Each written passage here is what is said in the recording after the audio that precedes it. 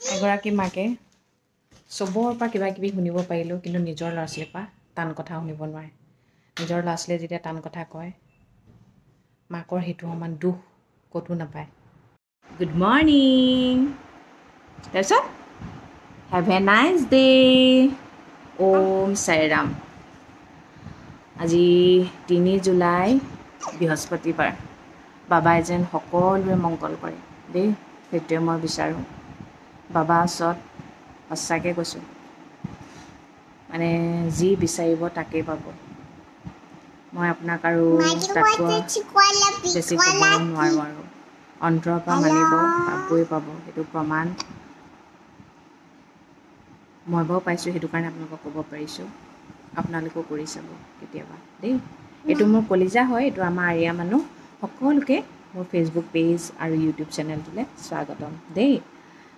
মোৰ নাম সোণালী বৰুৱা নেওগ, এজনী আমাৰ ছোৱালী আৰিয়া নেওগ। এই ভাল নাম হৈছে আইনা নেওগ, হয় নাই? অহা বছৰৰ পৰা স্কুলত যাব, স্কুলত দিম আৰু এই বছৰটোলৈকে এনজয় কৰি লওক আৰু। আমাৰ আৰিয়াৰ 3 বছৰ হোৱাই নাই দেই, আপোনাৰ 2 বছৰ 9 মাহ হৈ গৈছে। ছেপ্টেম্বৰ 14 তাৰিখে 3 বছৰ সোমাব। বহুতে ভাবে বহুত ডাঙৰ ছোৱালী হৈ গৈছে, জঁপিয়া জঁপিয়া ওখ হৈ গৈছে, গম পাইছেনে? খোৱা বোৱা একদম বেয়া। এতিয়া বোলে আইচক্ৰীম খায়। আইচক্ৰীম মানে কি জানেনে? কাষ্টাৰ্ড। এই তাকে কাষ্টাৰ্ড বনাই আনিছোঁ, খুৱাই লওঁ। তাই কৈছে বেলেগক মৰম নকৰিবা দেই। কিয়নো কৰিম অ', জীৱটো থাকোঁ দে।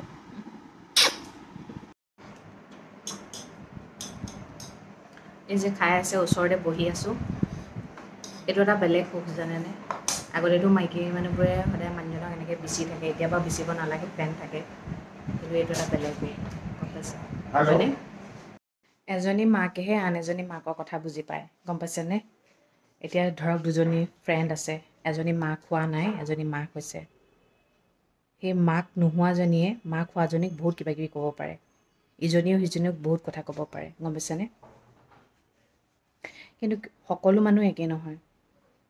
কিছুমান মানুহ মাক হোৱাৰ পিছতো দেখোন এতিয়া মই মাক হৈছোঁ ন, মোক বহুত শিক্ষা দিবলৈ আহে, গম পাইছেনে?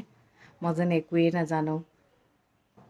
মানে আজি আৰিয়া 3 বছৰ হ'বলৈ হ'লহি, মানে মই যেন একোৱেই কৰা নাই, চব ওপৰে ওপৰে ডাঙৰ হৈছে তেনেকুৱা গতে লাগে। আৰু এটা সঁচা কথা কি জানে?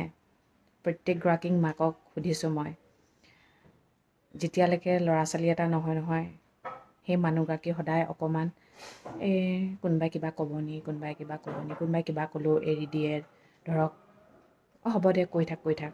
কিন্তু এজনী মাক হোৱাৰ পিছত নহয়, সেই যে ভয় অকণমান থাকে, সেই ভয় ভাৱটো নাইকিয়া হৈ যায়। কিয় জানেনে? কাৰণ এজনী মাক হোৱাৰ পিছত যদি সেই মাকগৰাকী আনলে ভয় কৰি থাকে, তেনেহ'লে নিজৰ ল'ৰা ছোৱালীক কেনেকৈ প্ৰটেক্ট কৰিব? সেই বস্তুটো মই নিজৰ মাজত বিচাৰি পাইছোঁ। মাক এজনী হোৱাৰ লগে লগে কিয় ইমান এনেকুৱা মানে বাঘিনী টাইপৰ হৈ যায়, এতিয়া মই গম পাইছোঁ। সময়ৰ লগে লগে মানুহে চব বস্তু বুজি পায়, গম পাইছেনে? মষ্ট ইম্পৰ্টেণ্ট কথা এটা হৈছে কি জানে? কিছুমান মানুহে যে কয় ইমান অকণমানি ল'ৰা ছোৱালী হৈ আইতাক ককাক ঘৰৰ মানুহবোৰক সন্মান কৰিবলৈ নাজানে যে, মাক দেউতাকৰ বাদে কাকো সন্মান নকৰে। সেই কথাটো কোৱাৰ আগত আপুনি সেই ঘৰখনৰ সেই ডাঙৰ মানুহখিনি ব্যৱহাৰ কেনেকুৱা এবাৰ চাই ল'ব। যেতিয়া নিজৰ মাকক আইতাক ককাক ঘৰৰ বাকী মানুহে যদি সন্মান নকৰে, তেনেহ'লে সেই ল'ৰা ছোৱালীয়ে আকৌ উঠি ডাঙৰ হৈ নহয়, সৰুৰ পৰাই সেই আইতাক ককাকক সন্মান নকৰিব। কিয়নো নিজৰ মাকক বেয়াকৈ কোৱাটো লাগিলে সৰু ল'ৰা ছোৱালীয়ে হওক, ডাঙৰ ল'ৰা ছোৱালীয়ে হওক, নিজৰ ল'ৰা ছোৱালীয়ে কেতিয়াও নিবিচাৰে। সেইটো কাৰণে কওঁ, গম পাইছেনে? আৰু তাতে এজনী মাক বোৱাৰী অৱস্থাত এজনী মাকে একো মাত নামাতে, কোনোবাই কিবা ক'লেও, কিন্তু এজনী মাক হোৱাৰ পিছত মাত কিয় মাতে কওকচোন? কিয়নো নিজৰ সন্মানটো আটাইতকৈ ডাঙৰ কথা। নিজৰ ল'ৰা ছোৱালীৰ আগত যদি সেই মাকগৰাকীক ঘৰৰ মানুহকেইটাই সন্মান নকৰে, তেনেহ'লে সেই ল'ৰা ছোৱালীকেইটাই আকৌ সেই মাকক কি সন্মান কৰিব? সেইকাৰণে নিজৰ সন্মানটো বচাই ৰাখিবৰ কাৰণে অৱশেষত মানুহবোৰে মাত মাতেগৈ, গম পাইছেনে? মাক হোৱাৰ লগে লগে বহুত শক্তি আহি যায়। নিজৰ কথা আহি পৰে, নিজৰ ল'ৰা ছোৱালীৰ কথা আহি পৰে যে, সেইটো কাৰণে মাত মাতিবলৈ বাধ্য হৈ যায়। সন্মান বিচাৰিলে সন্মান পোৱা নাযায়। সন্মান দিলেহে সন্মান পোৱা যায়। সেইটো লাগিলে আপুনি সৰু ল'ৰা ছোৱালীয়ে হওক, ডাঙৰ মানুহে হওক। কিছুমান মানুহে ভাবে সৰু ল'ৰা ছোৱালীক সন্মান কৰিব নালাগে, তই মইকে কথা ক'লে হয় বুলি। সেই সৰু ল'ৰা ছোৱালীয়েতো ডাঙৰ হৈ সেইখিনি শিক্ষা নিশিকিব জানো? সেইকাৰণে সৰু ল'ৰা ছোৱালীক যিমান পাৰে তুমি তামাকে কথা ক'ব লাগে, গম পাইছেনে? আৰু তাহাঁতৰ মনবোৰ বহুত অকণমানি হয়, কোমল হয়। সেই তুমি তামাকে মাতিলে ভাল পায় ন। বহুতে ভাবে সৰু ল'ৰা ছোৱালী কিনো জানে, সেইখিনিয়ে তাহাঁতি শিকেগৈ।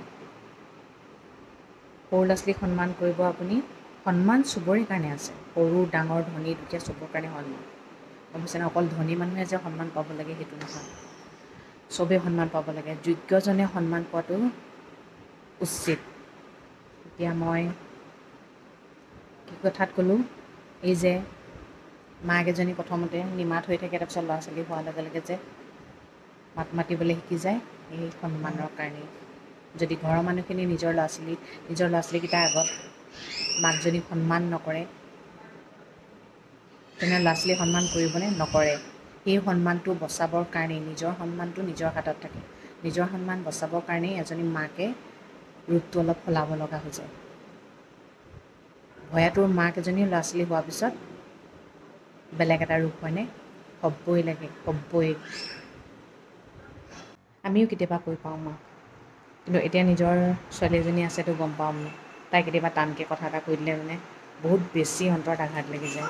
আৰু সেইটো কাৰণে তাহাঁতিও সৰুৰ পৰা এইটো বস্তু বুজি পায় যে এজনী মাকে তাহাঁতৰ কাৰণে কিমান কৰে। সেইটো কাৰণে কোনোবাই মাকক বেয়া ব্যৱহাৰ কৰাৰ লগে লগে তাহাঁতক সৰুৰ পৰা ৰেচপেক্ট নকৰে, বেয়া ব্যৱহাৰ কৰে যে সেইটো কাৰণে কৰে। আচলতে নিজে নিজে বেয়া কথা নিশিকে, ঘৰৰ পৰিৱেশত দেখিয়ে শিকে। ল'ৰা ছোৱালীক ব্লেম দি লাভ নাই, সেই ব্লেমখিনি সদায় ডাঙৰে ল'ব লাগে। ডাঙৰে লৈ জানো নলয়, ক'তনো শিকিলে জানো এইবোৰ, কোনেনো শিকালে জানো পায়। সদায় এটা কথা জানিব, নিজৰ মাকে নিজৰ ল'ৰা ছোৱালীক কেতিয়াও বেয়া কথা নিশিকায়। কোনোবাই শিকাব পাৰে মই নাজানো, কিন্তু মই নিশিকাওঁ দেই, মই নিশিকাওঁ ভাই। মই সদায় এটাই বিচাৰোঁ, আমাৰ এৰিয়া ভাল ছোৱালী হ'ব লাগিব, ভাল মানুহ হ'ব লাগিব, ভাল মানুহ প্ৰথমতে, তাৰপিছত বাকীখিনি। সেইটোৱে আজি ল'ৰা ছোৱালীৰ ওপৰত টপিক এইটোৱে। আৰু এটা ল'ৰা ছোৱালীৰ কাৰণে নিজৰ মাকেহে জীৱনটো দিব পাৰিব, বেলেগে দিব নোৱাৰে কিন্তু। আৰু এটা ল'ৰা ছোৱালীক প্ৰটেকশ্যন কোনে কৰিব পাৰিব? নিজৰ মাকেহে। বাকীবোৰে ফৰকৈ কৈহে থাকিব পাৰিব, গম পাইছে? সেইকাৰণে মাক আৰু ল'ৰা ছোৱালীৰ মাজত কেতিয়াবা যদি তৰ্কাতৰ্কি হয়, কেতিয়াও বেলেগ মানুহ সোমাব নালাগে,